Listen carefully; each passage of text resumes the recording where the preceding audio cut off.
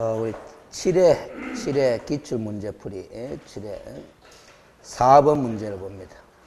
개업공인중개사가 상가건물 임대차 보호법의 적용을 받는 상가건물의 임대차를 중개하면서 의뢰인에게 설명한 내용으로 옳은 것은 하는데, 그 상가건물 임대차법의 적용을 받는 상가건물, 이 말을 집어넣은 이유가 환산보증금을 초과하는 임차인이 아니라 환산보증금 이하의 임차인이기 때문에 상인법의 적용을 받는 상가건물의 임대차, 이런 표현을 적어놓은 거래요.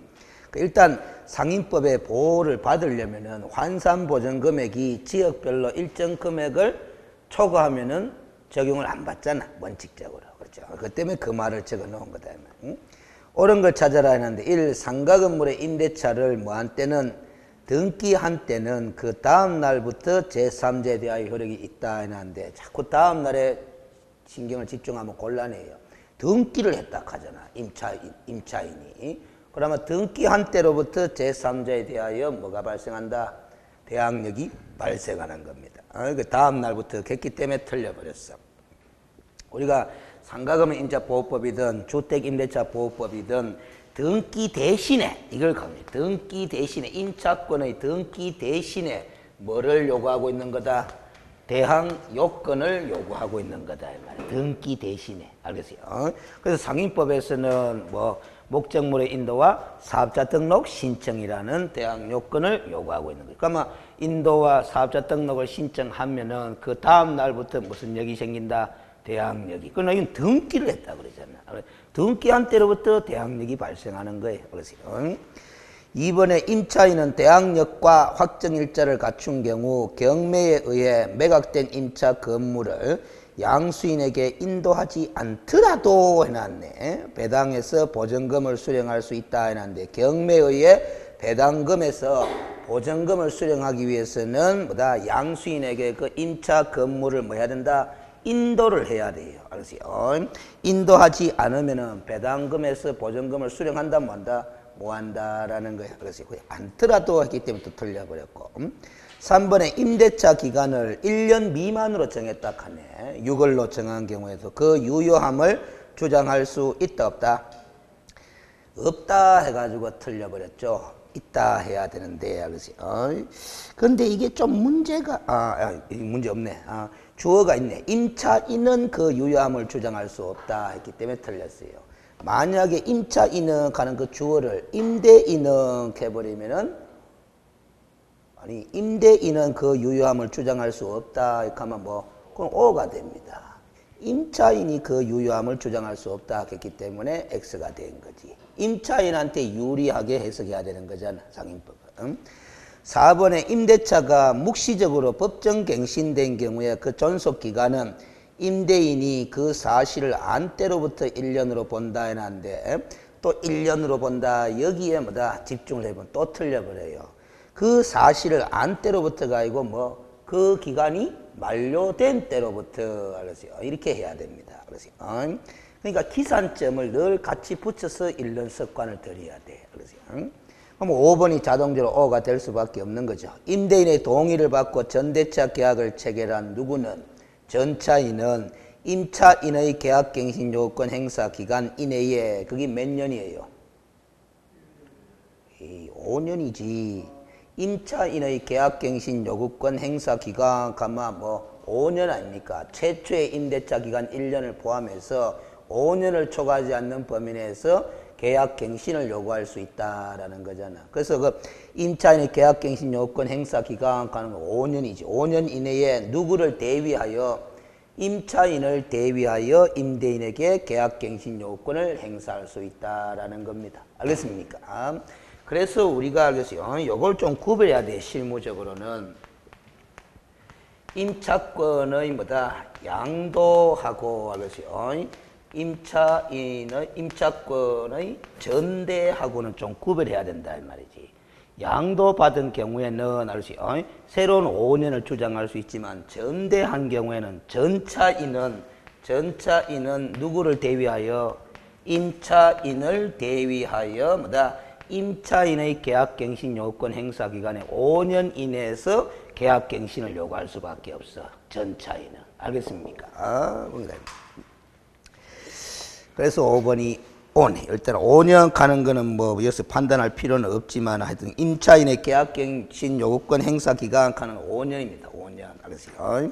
근데 최초의 임대차 계약 기간 1년을 포함한다, 제외한다? 포함해서.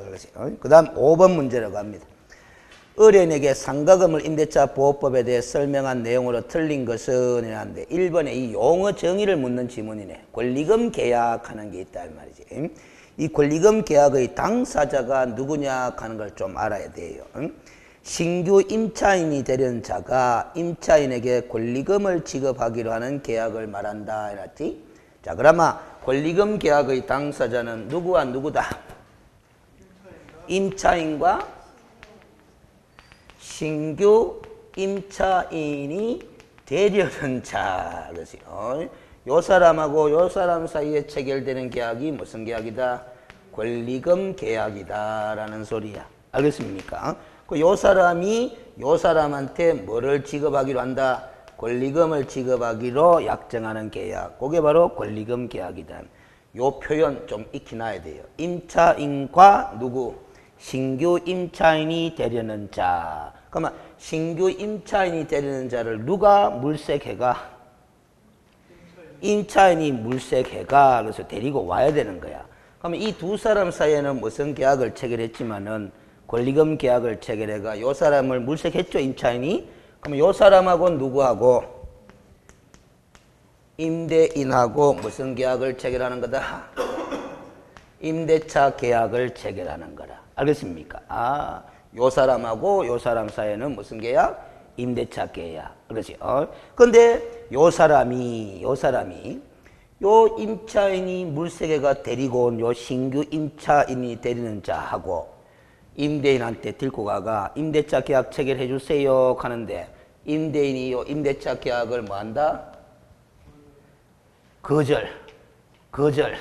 거절해버리면은 이 권리금 계약에 따라서 권리금을 이 사람이 받을 수 있다 없다? 없게 되는 거잖아요. 알겠어요? 그래서 요 거절해서는 안 되는 거야. 알겠어요? 임대인은. 근데 거절할 수 있는 정당한 사유가 또 몇 가지 있다 없다? 있습니다. 그때 가서 또 공부를 하는 기다. 알겠습니까? 무슨 소리인지 알겠죠? 원칙적으로 임대인은 임차인이 데리고 온 신규 임차인이 되는 자와의 임대차 계약 체결을 거절해서는 된다 안 된다? 안 된다. 그게 권리금 회수 기회를 보장해 주는 거라. 알겠습니까?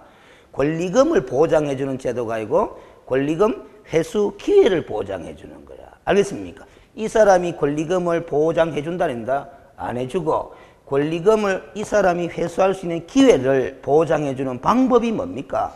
요 임대차 계약 체결을 거절 안 해야 권리금 회수 기회가 보장이 되는 거잖아, 요 사람은. 알겠죠? 요 관계를 잘 봐야 됩니다. 2번에 임차인의 차임 연체액이 몇 개의 차임액에 달하는 때는 3기의 차임액에 달하는 때는 임대인은 계약을 뭐 할 수 있는 거다?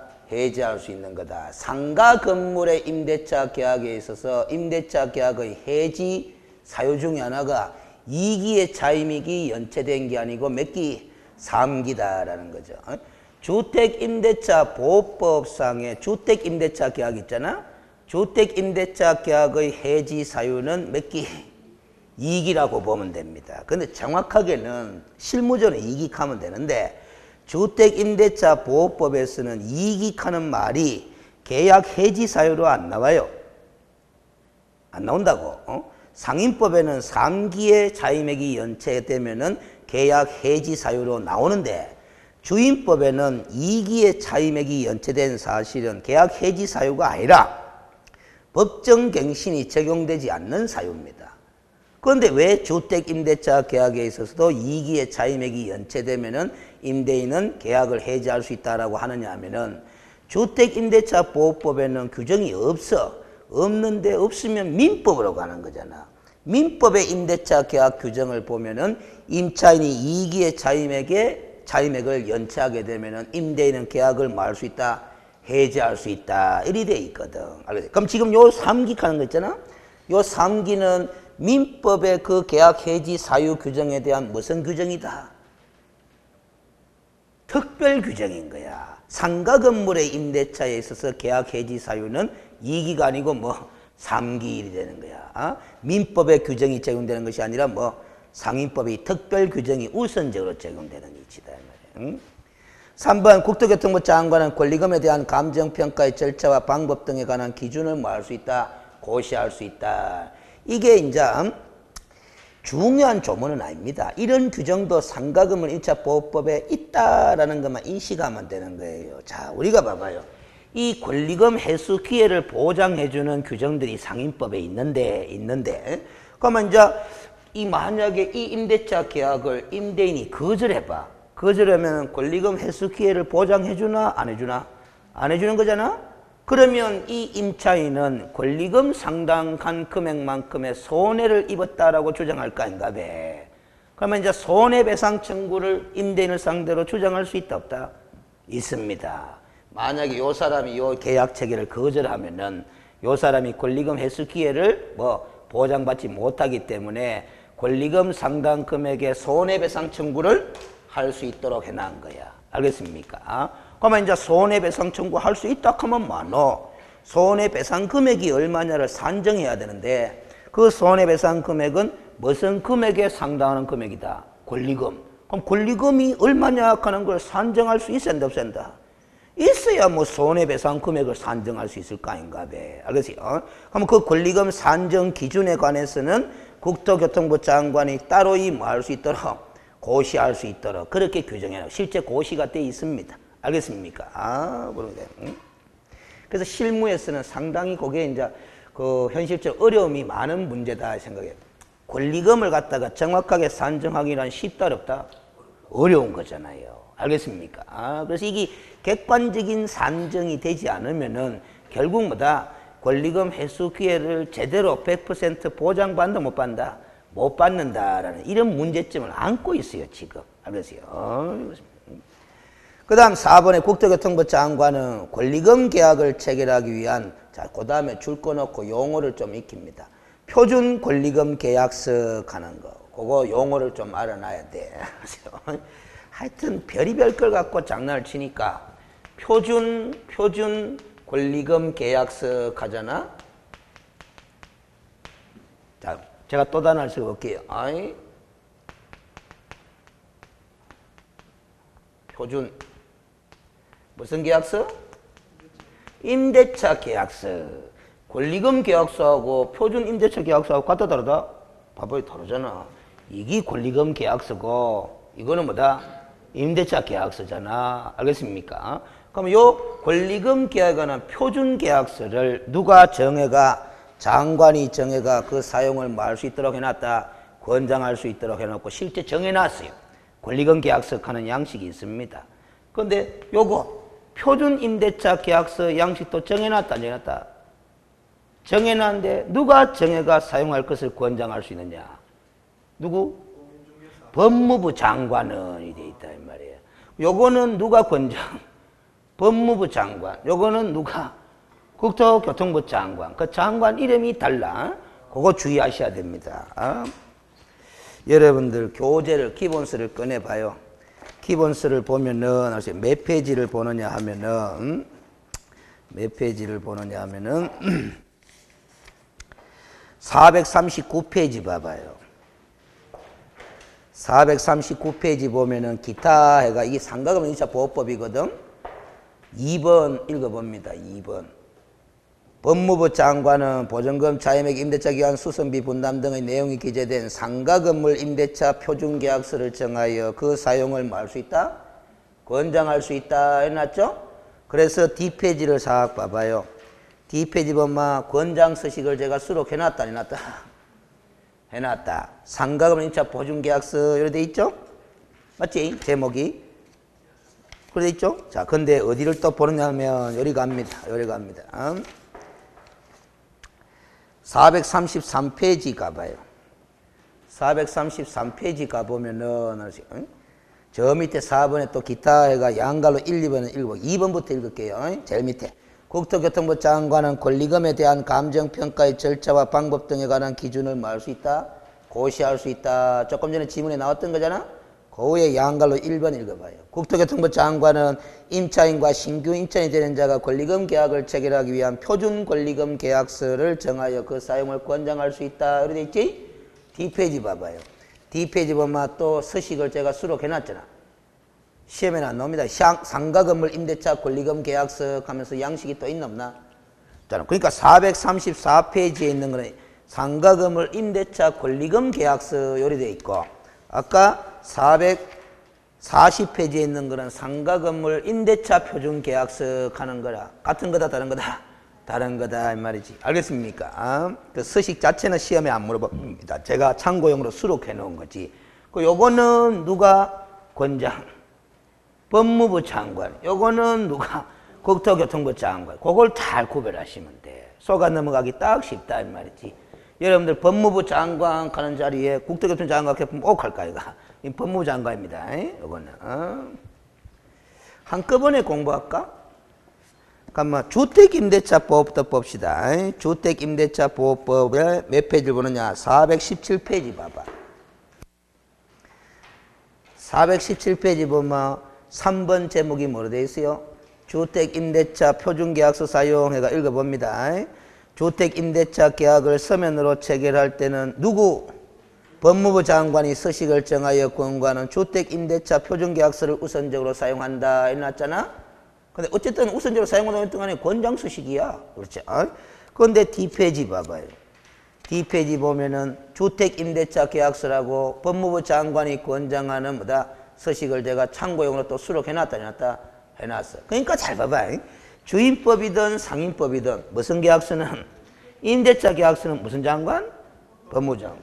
권리금 계약서는 국토교통부인데 이거는 주택임대차보호법에는 있을 리가 없지. 뭐 상임법에만 나오는 거지. 권리금이니까. 알겠습니까? 그거 장관이 헷갈리면 안 돼. 알겠어요? 다시 문제로 갑니다. 5번 문제에 5번 지문 이게 틀리겠구만. 보증금이 전액 변제되지 아니한 대항력이 있는 임차권. 자, 대항력이 있는 동그라미 딱 쳐요. 대항력이 있는 임차권은 임차 건물에 대하여 민사집행법에 따른 다른이 아니고 따른입니다. 오탄에 경매가 실시된 경우 그 임차 건물이 매각되면은 소멸한다 하는데 소멸하지 않는다라는 게야.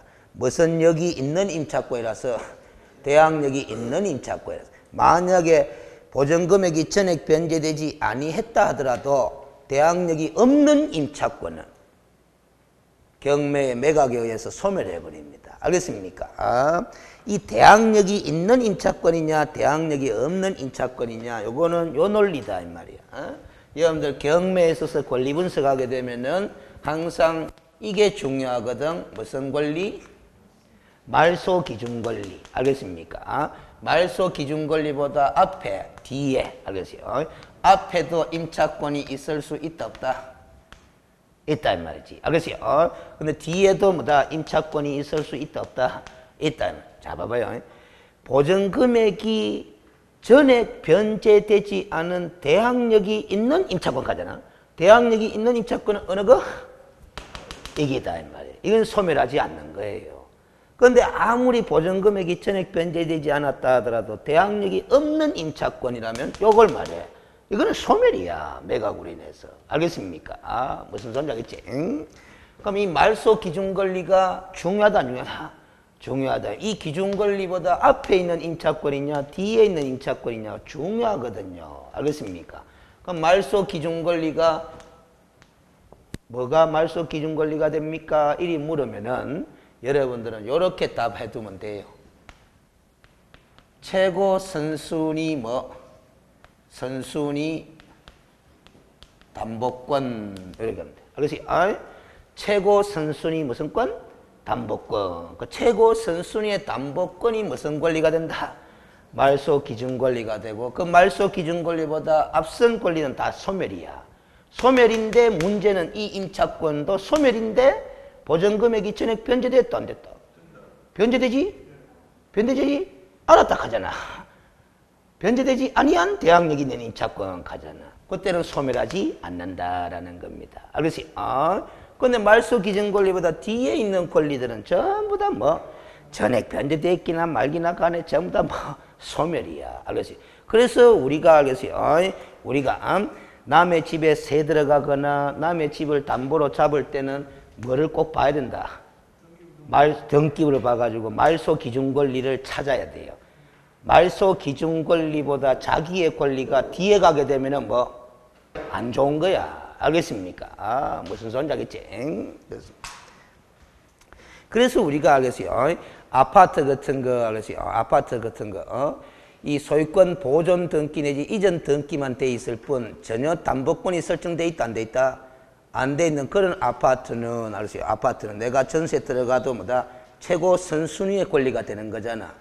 어찌됐든 보호를 받게 돼 있다 안 받게 돼 있다? 받게 돼 있는데 아파트가 금융권에 뭐다 담보로 잡힌 게 있는 거예요. 등기를 보니까.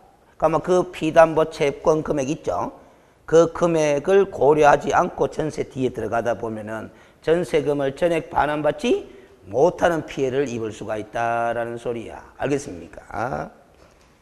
그래서 우리가 실무에서 이런 말 하잖아. 등기부상으로 깨끗하다 하는 말 하죠. 그 깨끗하다 하는 게 등기부상으로 담보 잡힌 게 뭐 있다 없다? 없다라는 거야. 알겠습니까? 그래서 5번이 틀렸군요. 6번 봅니다. 개업공인중개사가 보증금 5천만 원에 월차임 100만 원으로 하여 상가건물임차보호법이 적용되는 상가건물의 임대차를 중개하면서 임차인에게 설명한 내용으로 옳은 것은 해놨어. 자, 일단 환산보증금을 계산해 봅니다. 월차임 100만 원에 얼마를 곱한다? 100을 곱해요. 그러면 1억이죠? 보증금 5천만 원 더하면 환산보증금은 총 얼마다? 1억 5천입니다. 1억 5천. 알았어요? 일단 이 임차인의 보증금액은 얼마다? 1억 5천이다라는 거지. 알았어요? 1. 임차인의 계약갱신 요구권은 전체 임대차 기간이 2년을 초과하지 아니하는 범위 내에서만 행사할 수 있다는데 2년이 틀렸잖아. 몇 년? 5년이다라는 소리입니다. 2번 임대인의 차임 정액 청구가 인정되더라도 10만 원까지만 인정된다 해놨습니다. 자, 월차임이 100만 원이죠. 100만 원이면 몇 프로까지 정액 청구됩니까? 5%죠. 그럼 100만 원에 5%면 얼마고? 5만 원 아이가 10만 원까지만 인정된다 하면 뭐 틀려버린 거다라는 소리입니다. 알겠습니까? 그게 결국 10만 원까지만 가지고 5%냐 그걸 왜 안 나 안 왜 안 나 물어보는 거야. 알겠어요? 얼마 전까지만 해도 5%가 아니고 몇 프로였다? 9%. 9%였는데 5%로 조정이 됐습니다. 알겠어요? 그럼 지금은 주택임대차보호법도 몇 프로? 5%. 상인법도 몇 프로? 5% 이렇게 됩니다. 알겠어요? 이걸 갖다가 잘 봐봐요. 공부할 때 금액의 제한이다 그렇게 이야기를 하는 거야. 5% 가는 거는 무슨 제한이다? 금액의 제한이다라는 게. 차임 정액 청구할 때 무슨 제한이 있다? 금액의 제한이 있다라는 게. 근데 정액한 후 1년 이내에 다시 정액 청구한다 뭐 한다? 1년. 오늘 5% 정액했는데 1년도 지나기 전에 또 5% 올려달라 한다 못 한다? 못 한다 이 말이지. 1년에 제한이 있어요. 1년에. 이걸 갖다가 무슨 제한이라 그런다? 기간 제한이라 그런다라는 겁니다. 그래서 우리가 차임 정액 청구에 있어서는 제한이 있는데 요거는 무슨 제한? 금액 제한이고 1년 이내에 다시 정액 청구하지 못한다 하는 거는 무슨 제한? 기간 제한이다 하는 게 또 있어요. 무슨 제한? 사유 제한이라는 게 있다 이 말이지. 알겠어요? 근데 이거는 코에 걸면 코걸이, 귀에 걸면 귀걸이식 해석이 되는 거야. 사유 제한이 뭐냐? 저도 문장을 안 외워가 모르는데 알겠어요? 요 몇 페이지를 또 보느냐 하면은 요걸 봅니다. 자, 400 몇 페이지를 보느냐 하면은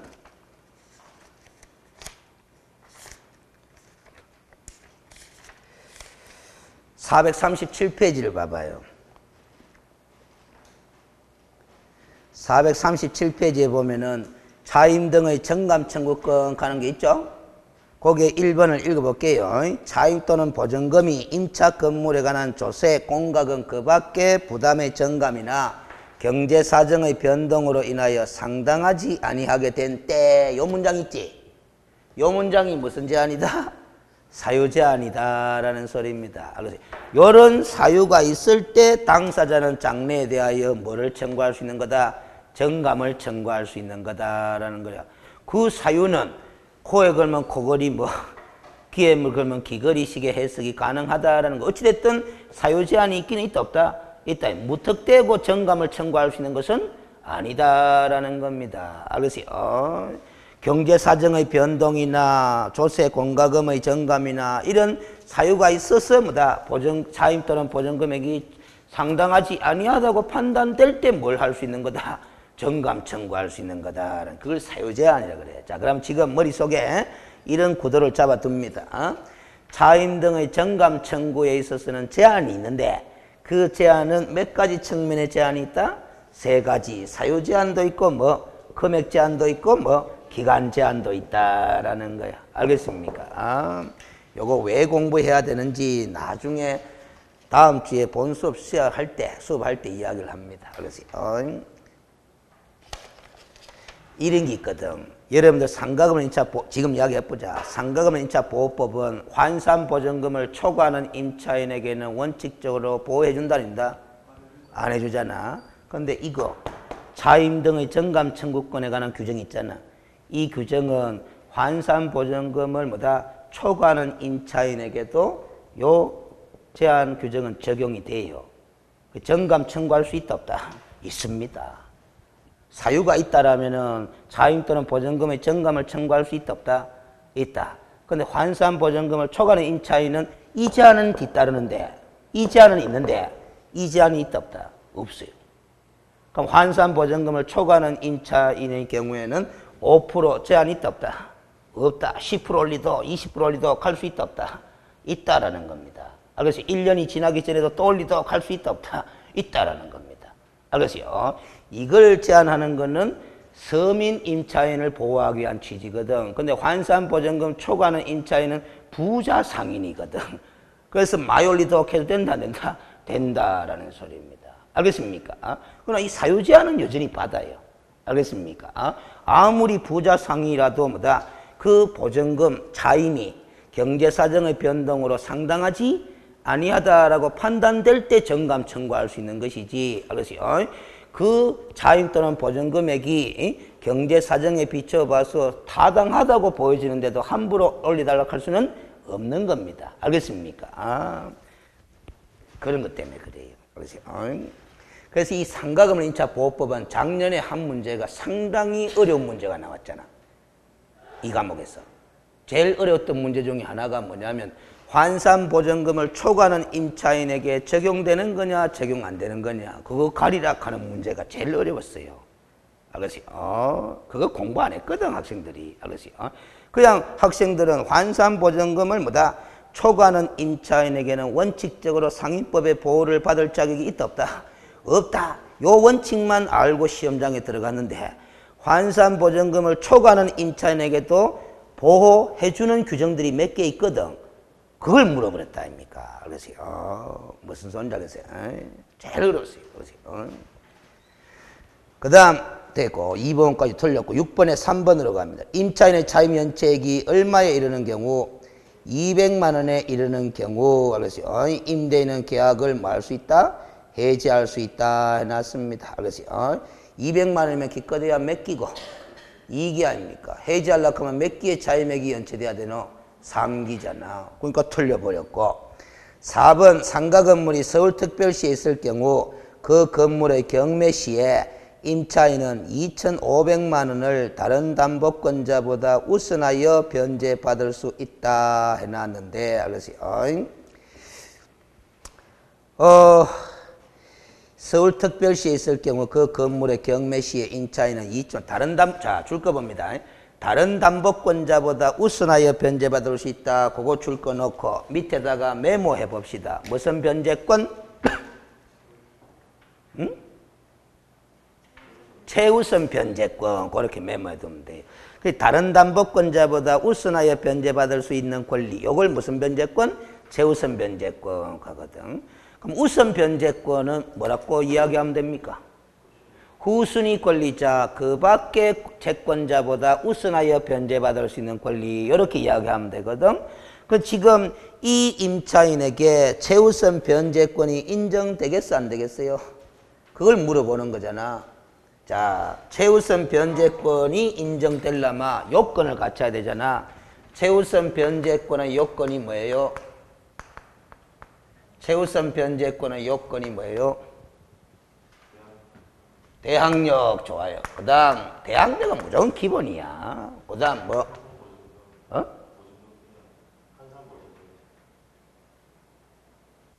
환산보전금 이하하면 안 되고,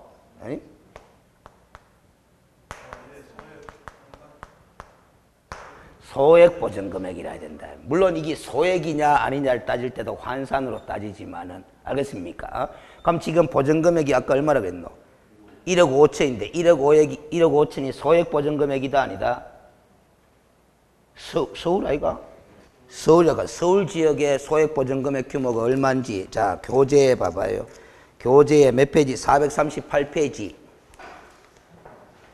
이거 외워야 돼요, 여러분들은. 나는 안 해도 되지만. 438페이지에, 알겠어요? 거기에 보면, 기간별 소액보전금 보호 일람표회가 2014년도 1월 1일 칸을 봅니다. 제일 밑에 칸을 봐요. 보면은, 서울특별시는 얼마 이하라야, 6,500만원 이하라야 뭐다? 소액이 되잖아. 근데 지금 이 문제는 보전금액이 얼마다? 1억 5천인데, 그러면 소액이다, 소액 아니다? 아니다. 소액이 아니니까 최우선 변제권하고는 관계 있다, 없다? 전혀 없다라는 소리입니다. 그래서 틀린 거야. 알겠습니까? 아, 요 금액 요거 외워야 한다, 안 외운다? 외워야 됩니다. 알겠어요? 저는 못 외웁니다. 알겠어요? 참고로. 알겠어요? 지역별로 외워야 됩니다. 요거 외울 때 요렇게 외워야 돼요. 잘 봐요. 그냥 무턱대고 외우지 말고 이렇게 외우거든. 원래 6,500에 2,200 이리 외운단 말이죠. 서울은 6,500에 2,200 이렇게 외운단 말이지. 자, 그럴 때, 자, 봐봐요. 6,500에 얼마? 2,200이 되잖아. 가만 잘 봐요. 여기다 무슨 단어를 갖다 붙이는지. 보전금액 중 일정액의 보호. 그러세요. 여기 무슨 금액? 보전금액. 여기 무슨 금액? 일정액이야. 그래서 여러분 요 단어를 좀 외워두면 공부하는데 아주 도움이 됩니다. 보전금액 중에 무슨 액의 보호? 일정액의 보호. 요 단어가 나왔다 하면 무슨 변제권이다? 최우선 변제권이야. 그러면 요 금액이 소액 보전금액이라는 거야. 그 소액 보전금액 중에 얼마까지? 요 2,200이라는 일정액까지 무슨 변제해 주겠다? 최우선 변제해 주겠다라는 소리다. 요 단어를 좀 외워놔요. 보전금액 중 일정액의 보호다 이 말이야. 알겠습니까? 자, 그러면 됐고 다시 문제로 되돌아와서 6번에 5번 임차인이 임대인의 뭐 없이 동의 없이 동그라미 건물의 전부를 전대한 경우 임대인은 임차인의 계약갱신 요구를 뭐 할 수 있다? 거절할 수 있다라는 소리야.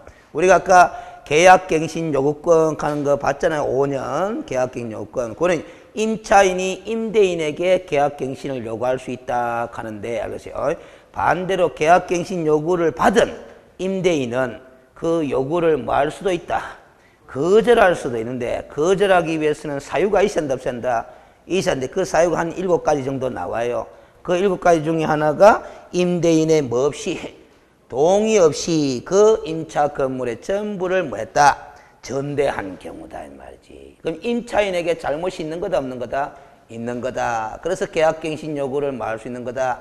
거절할 수 있는 거다. 아까 3기의 차임의 연체가 있게 돼도 계약갱신 요구를 뭐 할 수 있는 거다? 거절할 수 있는 거다라는 거죠. 계약 해지 사유도 되고 뭐 계약갱신 요구를 거절할 수도 있는 사유가 되고 그렇습니다. 그래서 계약갱신 요구를 거절할 수 있는 사유를 자꾸 한 서너 번 읽어두셔야 돼요. 읽어두되 그걸 안 외워도 되는 이유가 읽기만 읽으면 시험장에서 활용이 가능합니다. 전부 다 누구에게 잘못이 있는 거다? 임차인에게 잘못이 있으니까 임대인은 뭐를 거절할 수 있는 거다? 갱신 요구를 거절할 수 있는 거다라는 거죠. 그 다음 7번 문제로 갑니다. 그렇지. 근데 이 7번 문제가 지금 조금 수정이 필요하지 않을까 모르겠네. 자, 개업공인중개사 갑의 중개로 2012년 10월 17일 상가건물의 임대차 계약을 체결한 임차인 중에서 상가건물 임대차 보호법의 적용을 받을 수 있는 경우를 모두 고른 것은 해놨습니다. 결국 이 문제는 환산보증금을 묻는 문제라. 환산보증금. 그럼 우리 교재 있죠? 교재. 자, 교재에 몇 페이지를 옆에 딱 피놓고 봐야 되느냐 하면 여러분들이 아직 안 외웠으니까 저도 안 외웠지만은 이거 개정된 걸 반영을 안 해놨네. 개정된 걸 반영을 안 해놨습니다. 골치 아프대요.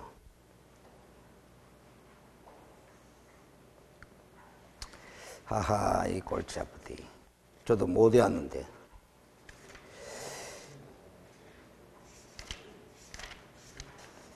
이거는 반영이 됐나? 보자. 이건 반영되네. 거기에 423페이지를 한번 봐봐요. 423페이지에 보면은, 423페이지에 보면은, 지금 표가 있죠? 표가 서울에 얼마? 4억 원. 그 다음에 서울특별시를 제외한 수도권 중 가밀억제권역 얼마? 3억 이렇게 되는데 이게 개정이 됐을 겁니다. 해설에 한번 봐봐요. 해설.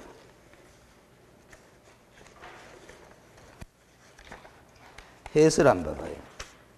7번에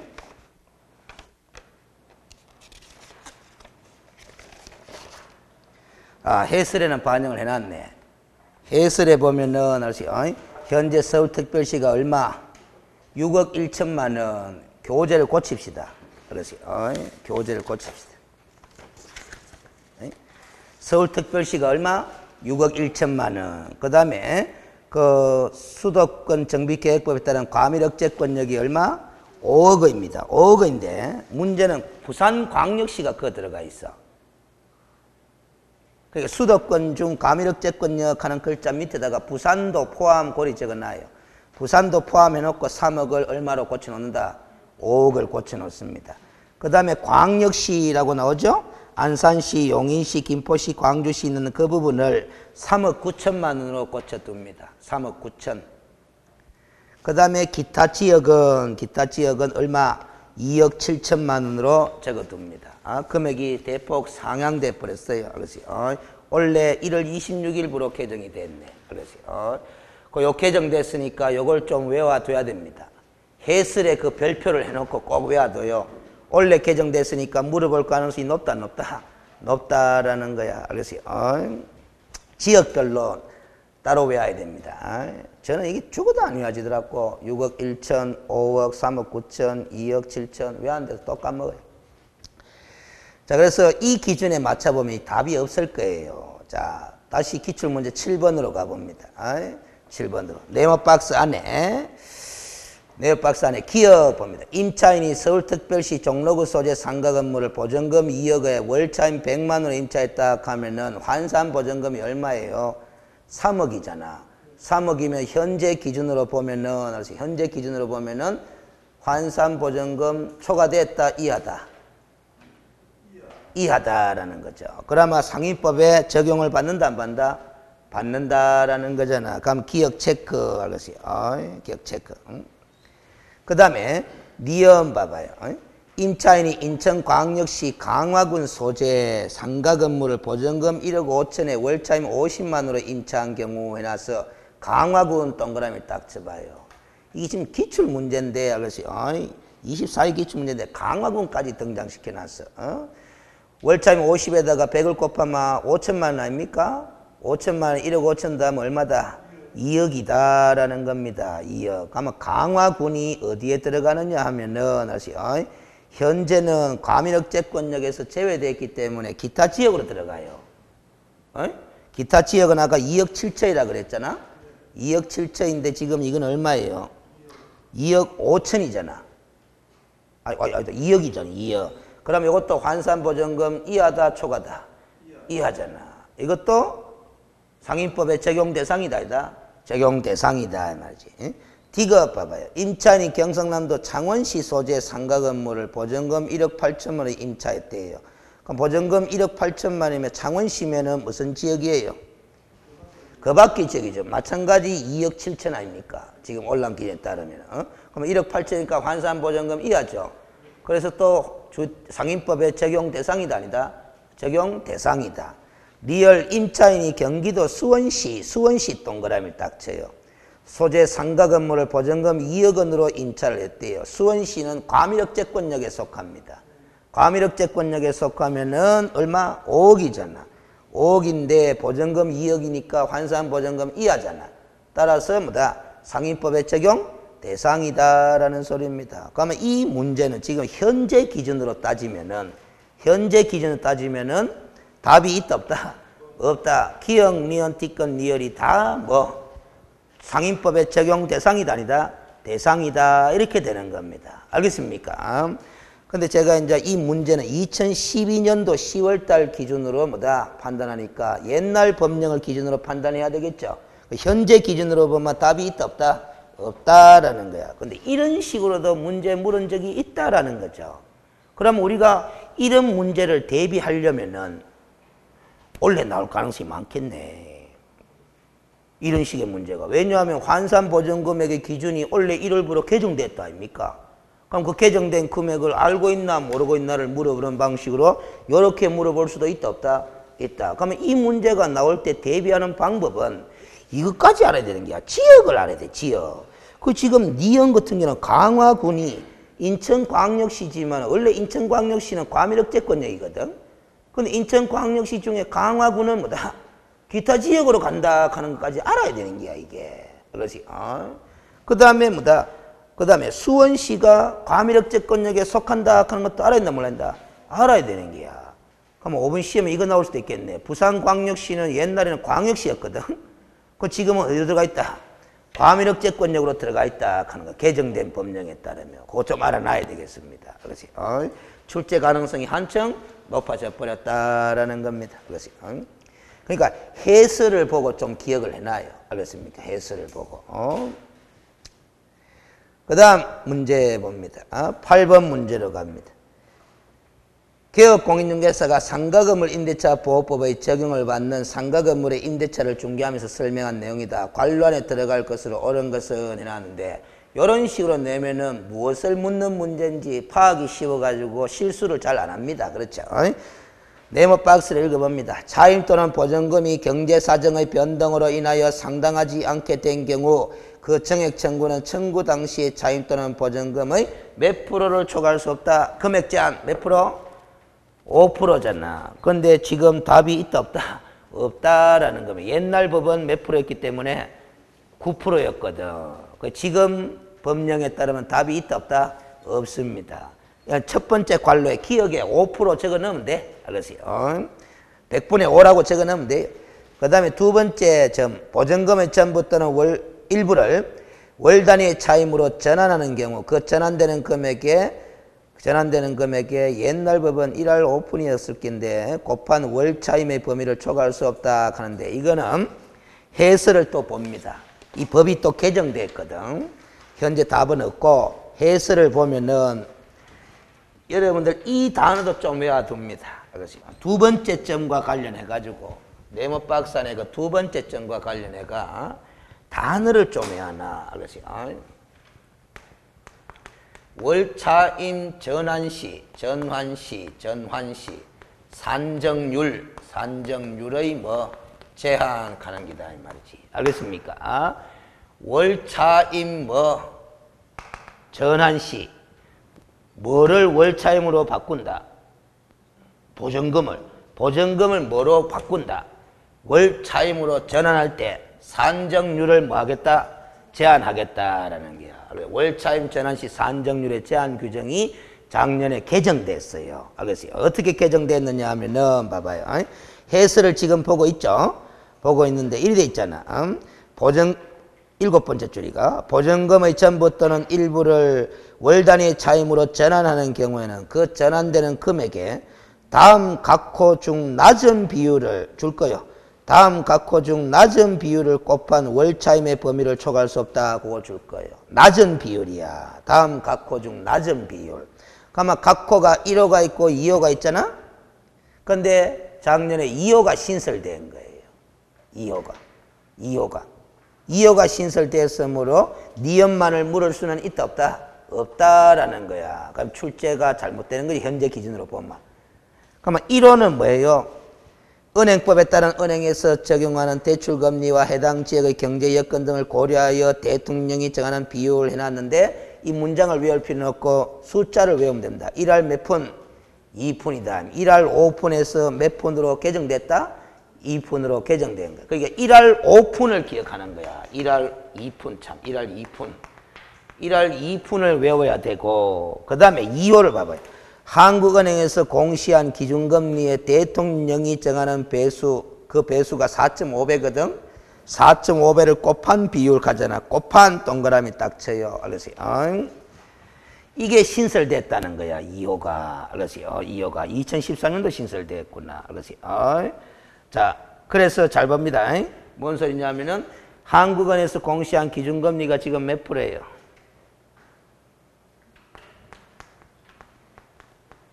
1.75%야. 그런데 그거다가 곱하기 몇 배? 4.5배를 하잖아요. 그러면 이 계산이 나온다, 나온다? 나오죠? 계산해봐요. 얼마고? 자, 얼마인지 모르겠고. 잘 봐요. 이거하고 비교를 해본다, 해본다? 비교를 해가 낮은 비율을 곱한 월차임의 범위를 초과할 수 없다라는 거야. 아니? 이거하고 이거 중에 낮은 비율을 곱해가 월차임의 범위를 초과 못하도록 돼 있다 이 말이지. 알겠습니까? 어느 게 낮을 것 같아요? 1.75 곱하기 4.5 이게 낮아요. 이게 얼마? 7.875라 하네. 알겠어요? 그러면 이 7.875가 알겠어요? 1할 2푼보다 높은 거예요, 낮은 거예요? 낮은 거잖아. 알겠습니까? 무슨 그러니까 이 7.875 곱한 범위를 초과할 수 없다 이 소리야. 그런데 이 문제를 내가 참 어려운 것이 알겠어요? 한국은행이 공시한 기준금리는 그때그때 바뀐다 안 바뀐다? 바뀌니까 시험 문제를 꼭 계산 문제를 내고자 하는 출제위원이라면 한국은행이 공시한 기준금리를 문제에서 제시해 줄 거다, 안 해줄 거다? 제시해 줄 거다. 그러면 여러분들은 뭐만 기억하고 있으면 된다? 4.5배를 곱한다 하는 거. 그리고 1할 2푼 하는 거. 요 둘 중에서 비교를 해가 낮은 비율을 곱한 범위를 초과할 수 없도록 해놨다. 이 말이에요. 알겠습니까? 지금 개정된 법령 기준에 따르면 이 기출문제 8번은 안 맞는 거예요. 알겠습니까? 어찌됐든 뭘 물었다? 23회 때 무엇을 물었다? 이 금액자를 물었다. 이 금액은 무슨 금액이냐 하면은, 잘 봐요. 제가 제목을 갖다 붙여볼게요.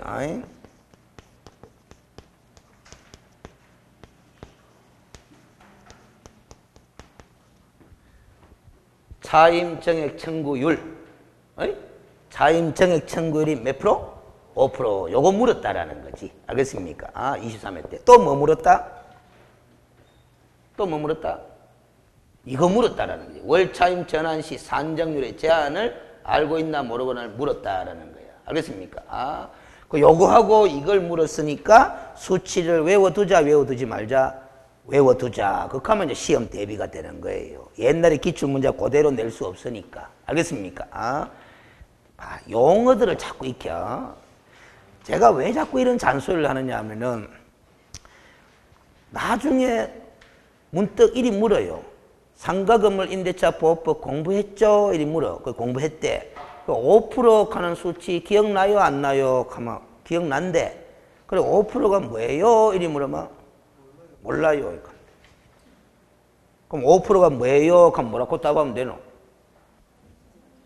차임 정액 청구율의 제한 수치다. 이렇게 하면 되는 거야. 알겠어요? 또 1할 2푼 뭐 4.5배 수치 외웠죠? 그러면 외웠대. 그럼 뭐예요? 이리 물으면 뭐라고 답하면 되노? 월 차임 전환시 산정률의 제한 수치다. 이렇게 이야기를 하면 되는 거다 이 말이야. 알겠습니까? 그 여러분들은 꼭 공부하는 패턴이 뭔가를 정확하게 외웠는데 그 외운 게 뭐예요? 하면 답을 못 하는 거야. 그러니까 그거는 공부할 때 제목을 붙이가 외우는 습관을 안 들여서 그렇다라는 거야. 5% 요거 외울 때 제목을 뭐라고 붙이가? 차임 정액 청구 시에 뭐다? 금액 제한 수치다 해도 되고 차임 정액 청구율의 제한 수치다 해도 되고 알겠어요? 제목을 갖다 붙이는 습관을 들여야 돼. 테스트! 오늘 오전에 공부했는 부동산 거래 신고 등에 관한 법률 공부할 때 알겠어요? 문화재 보호구역, 군사시설 보호구역, 생태경관 보존지역, 야생생물 특별보호구역 외웠죠? 하면 다 외웠대. 그게 뭐예요? 이리 물어봐. 뭐예요? 하면 길어도 좋아. 길어도 좋고 짧아도 좋고 짧은 게 더 어렵습니다. 말 만들기가. 어이? 짧게 문장 만들기가 더 어려워. 길게 이야기해도 좋아요. 정확하게 알고 있으면 되는 거지 뭐. 그러세요. 외국인이 대한민국 내 길게 이야기할게요. 외국인이 대한민국 내에서 토지를 계약을 체결해가 취득할 때 사전에 허가 받아야 되는 대상 지역들 가면 되는 거야. 그런 지역들의 토지를 외국인이 계약 체결해가 취득할 때는 사전에 뭐 받도록 돼 있는 거다? 허가 받도록 돼 있는 거 아이가라는 소리야.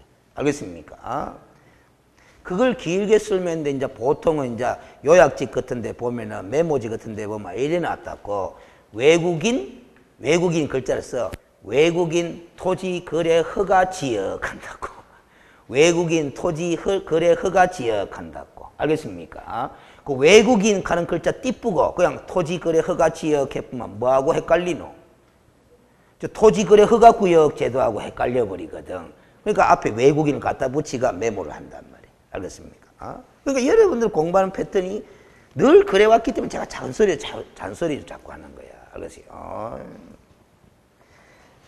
그거 고친다고 노력해도 잘 안 고쳐지잖아. 그래 잔소리를 할 수밖에. 알겠어요? 말로 해서 안 듣는 사람은 회초리가 필요한 게거든. 알겠어요?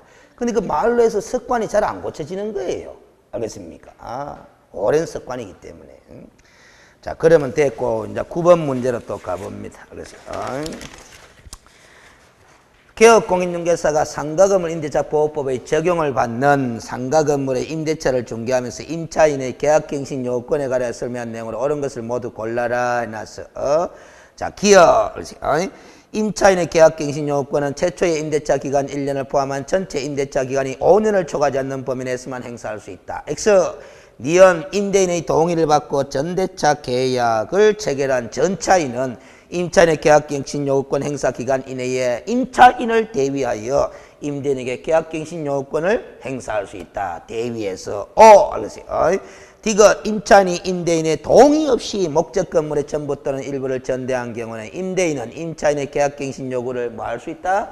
거절할 수 있다. 아까 나왔던 거.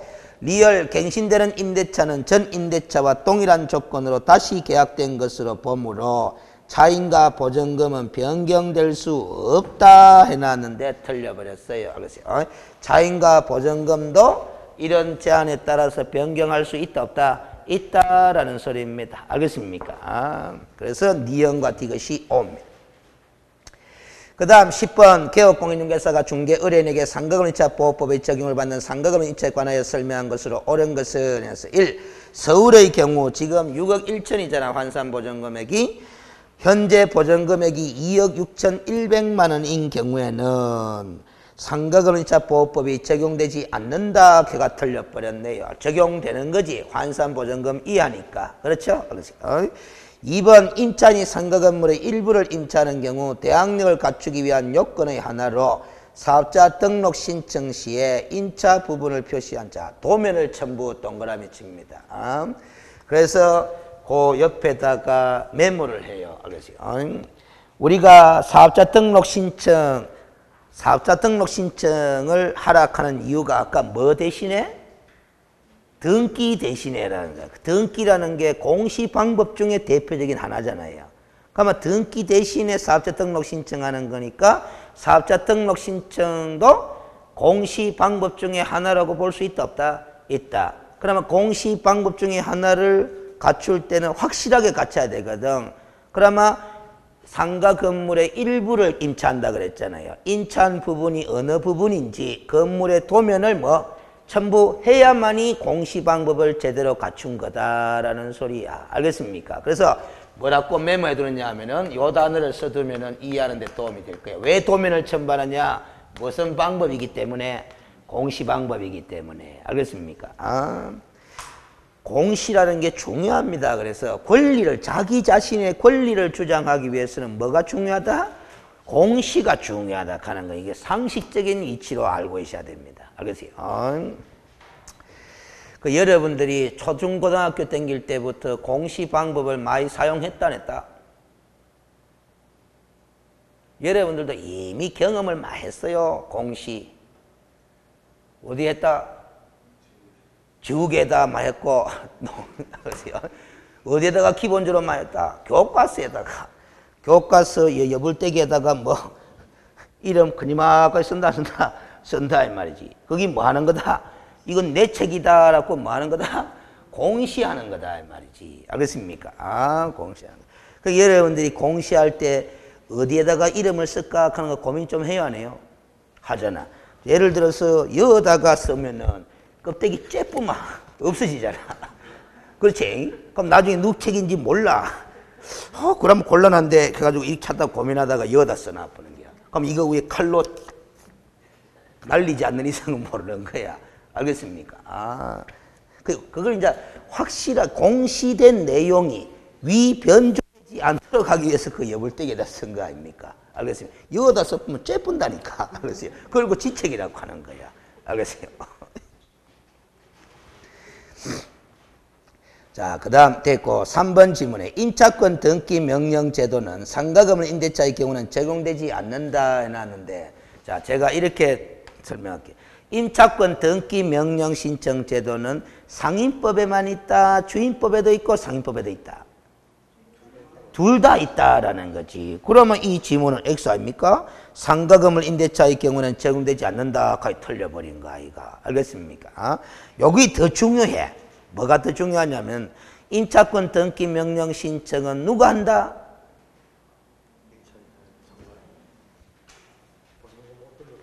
그런 걸 갖다 붙여야지 그래. 그냥 임차인이 한다 하면 안 되고 임대차 계약이 종료된 후 보증금을 반환받지 못한 임차인이 할 수 있는 거야. 그럼 임대차 계약 기간 중에는 종료가 아직 안 됐어. 기간 중에는 임차인이 임차권 등기 명령 신청한다 뭐 한다? 뭐 하는 거예요. 알겠습니까? 그게 중요한 핵심 포인트야. 알겠지? 그럼 임차권 등기 명령 신청을 누가 하노 하는데 그냥 포인트는 무시해 버리고 그냥 임차인이 한다 하면 시험 문제 답을 못 찾는 거야. 알겠지? 포인트가 있거든. 핵심 포인트가. 알겠지? 그러면 그 임차권 등기 명령 신청은 그 사람이 하기 때문에 단독으로 한다, 공동으로 한다. 단독으로 하는 거지. 임차인 단독으로 하는 거지. 그리고 임차권 등기 명령 신청에 소요된 비용은 누구 때문에 임차권 등기 명령 신청했노? 임대인 때문에. 그러니까 그 등기 신청에 들어간 비용은 임대인에게 청구할 수 있다. 이런 규정들이 다 나오는 거잖아. 알겠어요? 자, 그 다음 됐고 4번 질문. 이건 판례네요. 상가 건물을 임차하고 사업자 등록을 한 사업자가 폐업신고를 하였다가 다시 같은 상호 등록번호로 사업자 등록을 했다라면은 기존의 대항력은 뭐다? 존속된다 했는데 기존의 동그라미 딱 쳐요. 기존의 대항력은 우회버린다? 소멸해버린다. 이 말이에요. 그러면 새로운 대항력이 발생된다 안 된다? 된다라는 거죠. 다시 같은 상호 등록번호로 사업자 등록을 한 그 시점부터 뭐다? 새로운 대항력이 발생하는 것이지 기존 대항력은 뭐다? 소멸해버린다라는 거죠. 5번에 이기의 차임액을 연체한 임차인에 대해 임대인은 이를 이유로 계약갱신 요구를 거절할 수 있다. 근데 2가 틀려버렸죠. 그렇지. 몇 기? 3기다 이 말이에요. 근데 이거 여러 번 나오죠. 여러 번 나온다 이 말이에요. 그래서 여러분들이 기출 문제를 풀다 보면은 여러 번 출제하는 것이 눈에 보여. 그런 것들은 꼭 알고 넘어갈 필요가 있는 거다. 그래서 기출문제풀이의 목표 중에 하나는 쉬었다 갑시다.